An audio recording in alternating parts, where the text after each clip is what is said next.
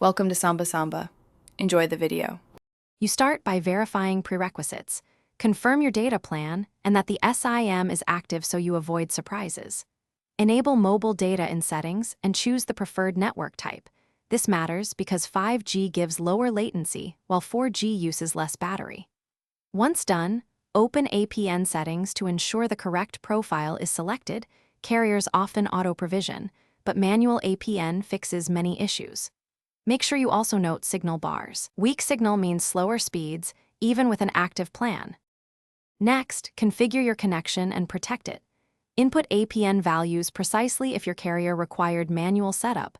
Small typos break connectivity, so save and restart the device. Once connected, secure your sessions by enabling a reputable VPN when using public hotspots because it encrypts traffic and prevents snooping. Then optimize data. Enable Data Saver, restrict background data for heavy apps, and review per app usage to avoid unexpected charges.